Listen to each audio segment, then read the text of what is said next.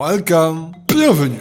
Vous aimez le stream? On parle pas de Disney Plus ou Netflix? Non, c'est vrai. Quand on parle de streaming, on a tendance à penser plateforme de stream ou même au streaming illégal. J'aurais pu faire une vidéo sur le sujet et me faire kick ma chaîne, mais non. Je vais plutôt vous parler des plateformes de stream comme Twitch, YouTube le fait également, et récemment un nouveau venu, la plateforme Kick. Si Twitch ça vous parle pas, Kick ne va pas vous parler non plus. Et dans ce cas-là, bienvenue dans la pure découverte. Tout d'abord, qu'est-ce que le streaming? Aujourd'hui, c'est assez complet. Au départ, c'était juste des personnes qui se filmaient, pour la plupart avec une webcam, en train de jouer à des jeux vidéo. Mais aujourd'hui, le fait de se filmer, c'est le seul truc qui n'a pas changé. Certains font du react à des émissions de télé, certains jouent à des jeux vidéo, d'autres font de la musique, de l'art, du dessin, de la danse ou même du sport. Il y a même du vlogging, des streams IRL, des streams voyage. Il y en a qui sont juste là avec une caméra et qui parlent avec des gens sur internet, qui écrivent dans le chat. Et puis certains sont passés à un stade supérieur, font même des émissions à gros budget, qui ont des allures de production télé, que ce soit du sport, des émissions au plateau, des shows sur scène, et tout ça en direct sur internet. Et bon, alors moi j'aime bien regarder, c'est vrai, mais je trouve malgré tout que l'esprit de départ, j'ai l'impression qu'il s'est un petit peu perdu. Mais bon, c'est un autre sujet, je pourrais en parler dans une autre vidéo si ça vous intéresse, n'hésitez pas à me le dire en commentaire. Bref, tout ça pour dire, le streaming aujourd'hui sur internet, et notamment sur Twitch, a énormément évolué. Il a beaucoup fait parler, ce qui a eu pour effet de donner envie à d'autres plateformes de se développer dans ce domaine. Et c'est le sujet du jour, à savoir la plateforme Kick. Mais avant ça, que vous soyez sur PC, sur mobile, téléphone, sur console ou même sur Minitel, je m'en fous. Merci à ceux qui apposeront un pouce vers le haut sur cette vidéo et qui s'abonneront, bien sûr. Merci d'avance. Alors déjà, c'est à qui Kick? Kikik.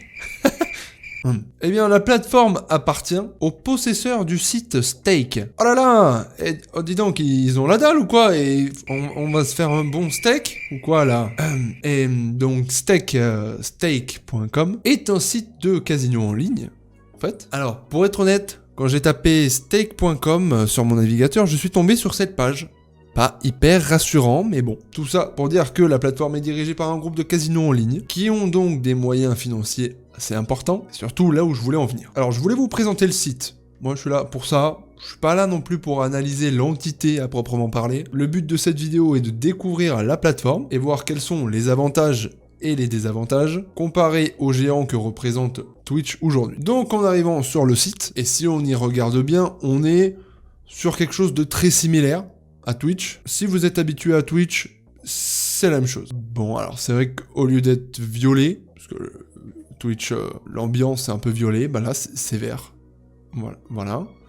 Donc ça, sinon, après c'est pareil. On va aller un petit peu plus dans les détails, bien sûr. Donc on a des streams vedettes, donc les streams mis en avant en page d'accueil, quelques catégories, les streams recommandés. Tout ça, on peut également le retrouver sur Twitch. La présentation du site est exactement la même. Les catégories sont parfois un peu différentes. Elles, par contre, par exemple, il existe une catégorie GTA RP sur cette plateforme, ce qui est assez intéressant parce que il y a des joueurs qui peuvent streamer du GTA 5 en mode histoire, du GTA Online ou du GTA RP. Et en fait, tout ça, ça se retrouve dans la même et unique catégorie sur Twitch. Donc il y a de quoi se perdre un petit peu, ce qui n'est pas le cas sur Kick, donc c'est plutôt intéressant. Pour ce qui est de la page de stream en elle-même, c'est exactement la même chose, que ce soit pour suivre un streamer, s'abonner, parler dans le chat, utiliser des émotes, et que etc. Ensuite on a déjà un très bon point positif, le site Kick n'existe pas depuis si longtemps que ça, et l'application téléphone est déjà disponible. Alors j'ai pu tester un petit peu, c'est pas super au point, parce que ça vient de sortir, mais ils sont en train de développer, ça veut dire qu'ils sont quand même sur quelque chose de progressif et continuent de développer au maximum pour essayer de toucher le plus de plateformes possible, support possible. Peut-être que bientôt on le retrouvera sur console. Ils essayent en tout cas de s'installer sur le plus de supports possible, et l'ensemble du site, que ce soit pour les streamers ou pour les spectateurs, est en constante évolution, qui est plutôt bon signe. Un autre point, qui est parmi les plus importants pour la réussite de la plateforme, c'est la diversité en termes de plateformes de streaming, qui permet d'avoir un petit peu plus de place. C'est-à-dire que plus il y a de plateformes différentes pour streamer, plus les streamers auront de place pour être mis un petit peu plus en avant. Sur Twitch, les nouveaux streamers, les débutants ou simplement les petites communautés ont de plus en plus de mal à se faire une place. Non pas que les gros streamers prennent toute l'audience, parce que des streamers moyens avec des centaines, voire plusieurs centaines de spectateurs arrivent à se faire une communauté, mais c'est vrai qu'avec une seule plateforme qui prend le monopole, au final les streamers se retrouvent noyés dans la masse. Et quand on arrive à un stade où des milliers de streamers sont en direct en même temps, il faut se dire qu'il est de plus en plus difficile de se faire sa place. Et coucou, je suis là Twitch. Vous me voyez pas ou quoi?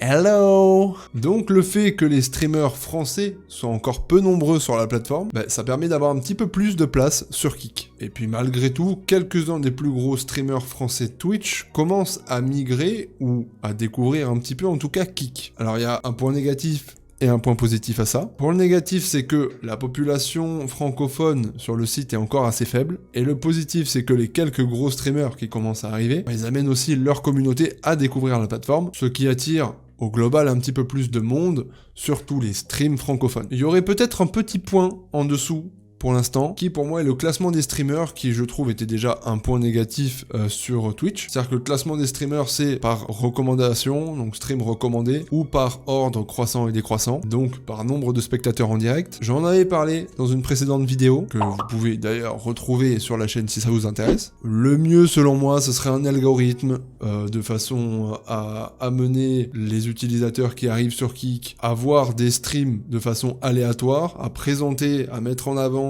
des streamers de façon aléatoire, complètement au hasard, mais j'imagine que ça doit être une galère sans nom au niveau du développement, et pour le coup c'est un domaine que je connais très peu, donc je m'avancerai pas plus sur ce sujet. Donc pour moi le problème, c'est le classement, mais pas que.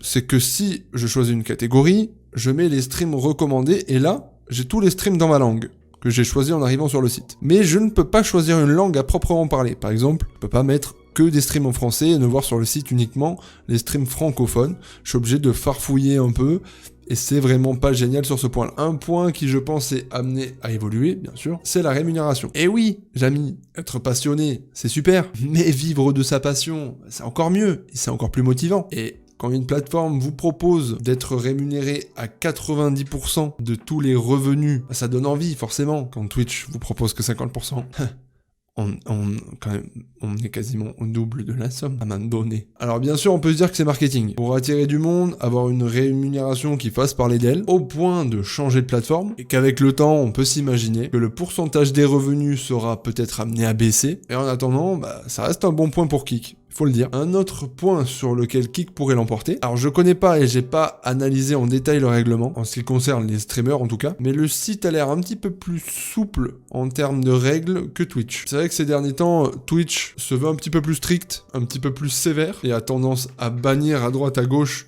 de façon un peu radicale, et on peut le comprendre, c'est pour l'image du site, dans le but de faire de l'argent via les publicités. Meilleure est l'image d'un site, meilleures seront les propositions en termes de publicité, donc meilleurs seront les revenus de la plateforme, évidemment. Faut savoir aujourd'hui que si Twitch réussit à rester en vie, c'est grâce à la publicité de masse, ce qui est plutôt normal pour un site de grande ampleur. Mais du coup, j'ai l'impression que ça bride, et ça oblige un petit peu la censure des streamers. Là où, pour l'instant, sur Kick, je n'ai à ce jour pas vu de publicité. Et j'ai pu voir des streams un petit peu plus relax sur certains points. Je prends un petit exemple, je faisais un petit peu le tour de la plateforme pour découvrir ce qu'elle a proposé, et je tombe sur un stream dans la catégorie GTA RP. C'était une nana anglophone qui faisait son blabla tranquillou, et elle était en train d'expliquer qu'elle allait ouvrir son serveur, elle parlait un petit peu de son serveur, etc., qu'elle était en train de développer avec sa communauté. Jusqu'ici, tout ce qui est plus normal. Cela dit, elle était en petite culotte et en débardeur transparent avec un décolleté très apparent à travers lequel on pouvait quasiment tout voir. Honnêtement, moi, y a rien qui me choque. En plus, on arrive dans les beaux jours, si je sors de chez moi, il fait un peu chaud, des nanas pas très habillées, relax, j'en vois tous les jours. Et puis là, elle est chez elle, elle fait ce qu'elle veut, qui on est pour juger. En plus, je tiens à préciser que, par rapport à ça, elle ne jouait pas de sa tenue, elle était vraiment en train de parler de son serveur, etc. GTRP, et rien dans son stream n'était axé sur son physique ou sa tenue. Vraiment rien à se reprocher. Alors que si on avait été sur Twitch, ça aurait très probablement pu poser problème, alors que y a pas lieu d'être. Et d'ailleurs, si moi j'ai envie d'être à l'aise, en caleçon, dans mon bureau, chez moi, et que les gens voient que je suis en caleçon, après, chacun y va de sa pudeur, bien sûr, mais je vois pas vraiment ce qu'il y a de gênant. Donc, j'ai l'impression que c'est un petit peu plus souple au niveau de certaines règles, notamment celle-ci, au niveau des tenues. Bon, moi, ce que j'accepte un petit peu moins, c'est des gens en maillot de bain, par exemple, qui font des danses pour des abonnements payants, là j'estime qu'on est dans un autre délire. Après encore une fois, j'ai pas analysé le règlement de Kik, mais ils ont l'air quand même un petit peu plus laxistes sur l'ensemble des règles, comme les propos qu'on peut y tenir, ou encore ce qu'on a le droit d'afficher ou de diffuser, plein de petites choses comme ça, qui est plutôt intéressant. Honnêtement, au début, si on y regarde juste comme ça, on peut se dire que ça a l'air un peu trash comme site. Mais si on y regarde bien, pas vraiment. Tous les streamers sur la plateforme sont corrects, on voit qu'ils ont qu'une envie, c'est de voir évoluer dans le bon sens la plateforme et d'évoluer avec. Donc la qualité en parallèle forcément au rendez-vous. Après, comme partout, il y a toujours des petits nouveaux, des petits malins qui vont faire un petit peu n'importe quoi. Et c'est pas propre à Kik. C'est quelque chose qu'on peut retrouver sur n'importe quelle plateforme. Et moi, personnellement, il y a un petit truc. J'ai commencé le stream fin 2017 sur Twitch, donc ça fait quelques années. Et je suis un peu nostalgique de cette époque-là. Parce que moi j'ai découvert en tant que spectateur Twitch en 2014-2015. Et je trouve que le site en faisait quand même beaucoup moins des caisses. Même si, évidemment, les chiffres étaient pas les mêmes. Je trouvais que les valeurs, elles, étaient un petit peu plus saines. Mais parce que c'était aussi un petit peu plus niche. On y retrouvait principalement une culture geek. Là où, aujourd'hui, on retrouve vraiment de tout, comme je le disais tout à l'heure, et honnêtement, ça a plus du tout la même identité. Ce qui en soi est normal, c'est l'évolution que pouvait espérer le site à sa création. Mais du coup, je retrouve un peu ce truc-là dans Kik. Alors, est-ce que c'est la nouveauté du site ? Est-ce que c'est la nostalgie qui parle? Ou est-ce que c'est autre chose? Un attrait pour la plateforme? Honnêtement, j'en sais rien. Mais je trouve que ça fait du bien. Pour analyser un petit peu plus la plateforme, en ce qui concerne la qualité des lives, Kik, elle est au rendez-vous. C'est en fait une égalité avec Twitch, c'est exactement pareil. Pour ce qui est de la stabilité, des résolutions, etc. Pour ce qui est des rediffusions et des exports, il n'est pas possible de voir la rediffusion d'un stream en cours, comme on peut le faire sur Twitch. Le système de rediffusion est assez similaire après, mais il n'y a pas de page vidéo pour les créateurs. Cela dit, comme sur Twitch, pour gérer ses clips, ses rediffusions. Donc pas moyen d'exporter sur notre plateforme, de faire des temps forts, ou simplement de télécharger la vidéo. Il est seulement possible de copier l'URL ou de supprimer la vidéo. Petit point en moins à ce niveau-là. Le débit de stream est identique à Twitch. Il n'est pas possible d'avoir un débit supérieur pour avoir une meilleure qualité, que ça soit de la 2K, de la 4K, ou même en 1080, d'avoir un stream un peu moins pixelisé en augmentant son débit de stream. Là, je parle pour les streamers qui s'y connaissent un petit peu. On est sur les mêmes standard en termes de débit. C'est dommage, ça aurait été un avantage, ça reste un équivalent. La page du tableau de bord est aussi identique à celui de Twitch, et les autres pages de paramètres sont assez similaires à Twitch. Pour ce qui est de la modération, les réglages sont également identiques, rien de nouveau. Cela dit, on peut pas voir la liste d'utilisateurs du chat, contrairement à Twitch. C'est pas un élément très important, mais c'est un plus. La catégorie du stream dans laquelle vous jouez ou vous streamez se met de façon automatique en fonction de votre jeu ou de votre contenu. C'est modifiable malgré tout, ce qui évite les oublis. Quand on lance un live, il n'y a pas à réfléchir si on est dans la bonne catégorie ou non, donc c'est plutôt pas mal. Des petits éléments plutôt récents de Twitch ne sont pas encore présents, pour le moment en tout cas, comme les prédictions, les sondages, les drops, permettant d'avoir des petites choses en jeu. C'est des petits plus qu'on retrouve pas sur Kik. Voilà, pour ceux qui seraient curieux de savoir les quelques différences qu'on peut avoir sur les sites, qui voudraient faire la transition, qui sont pas sûrs, qui s'y connaissent pas trop, vous avez quelques éléments de réponse, j'espère ici. Alors pour ma part, j'ai dépassé les 20 000 followers sur Twitch, il y a déjà quelques temps, et bon, aujourd'hui on est redescendu, du fait que j'ai moins stream, j'ai perdu de la communauté. Et en plus de ça, Twitch a fait un gros tri il y a quelques temps entre les utilisateurs inactifs et les bots,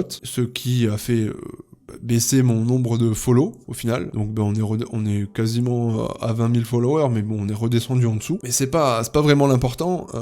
Pourquoi je vous parle de ça? D'ailleurs, petite parenthèse rapide, ceux qui font la course aux followers Twitch, aux abonnés YouTube, ce qui compte vraiment, c'est le nombre de personnes qui vont regarder. J'ai dépassé les 20 000 followers, on est redescendu parce que Twitch a fait un tri, etc. Je vous parle de ça, tout simplement pour en venir ça m'amène à 2 points. Les streamers sur Twitch subissent régulièrement de façon courante des attaques de bots, que ce soit des followers, des viewers, etc. Et que malgré tout aujourd'hui, Twitch fait un travail assez considérable et important là-dessus pour protéger ses créateurs. Et donc, pourquoi je parle de tout ça? Parce que est-ce que Kik va être en mesure de faire la même chose? Faudra voir avec le temps, parce que les attaques malveillantes vont aussi avec la population. Plus la population sera croissante, plus il y aura ce risque. Faudra voir une fois que Kik aura atteint des chiffres en termes de spectateurs plus importants, malgré que j'ai cru comprendre qu'ils ont déjà travaillé à améliorer la sécurité du site, qui est une très bonne nouvelle. Et en même temps, je pense qu'à ce niveau-là, si on y pense, ils sont pas trop mal, parce que je rappelle, c'est géré par ceux qui gèrent les casinos en ligne, et en général,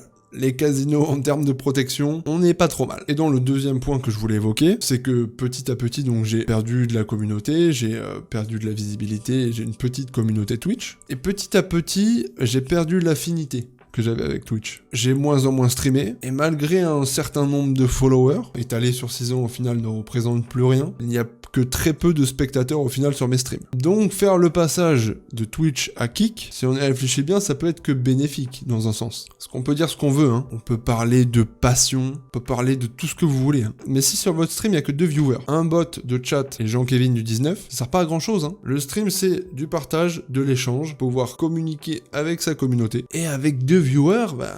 j'appelle pas ça du stream. Honnêtement, coupe ton stream et parle à la porte de ta chambre, hein. Ça reviendra au même, perds pas ton temps. Tout ça pour dire, j'ai perdu un petit peu la flamme du streaming, surtout quand j'ai personne avec qui échanger dans le chat. Et en fait, c'est là où je veux en venir. C'est peut-être pour ceux qui ont vu qu'il y avait peu d'avenir sur Twitch, pour eux tant c'était difficile, la chance d'essayer et peut-être réussir, là où Twitch ne peut plus leur donner l'opportunité tellement c'est devenu difficile. Alors bien sûr, c'est à voir sur le long terme, c'était un avis de ma découverte de la plateforme un peu à chaud, voir les avantages et les inconvénients qu'a la plateforme vis-à-vis de son concurrent, le géant qui est Twitch. Après, il y a aussi un petit détail, peut-être qu'il y a des fonctions auxquelles j'ai pas encore accès. D'ailleurs, j'ai streamé que 2 fois sur la plateforme, je suis ni affilié ni partenaire, donc peut-être que en évoluant sur la plateforme, on débloque des choses. Et puis évidemment, c'est amené à évoluer avec le temps. À voir dans quelques mois. Peut-être que quelques détails de cette vidéo seront obsolètes. Peut-être qu'il y aura des trucs plus du tout d'actualité qui auront complètement changé. En tout cas,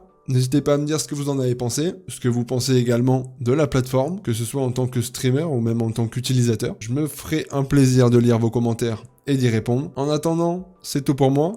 On se retrouve dans une prochaine vidéo. Portez-vous bien. Bye!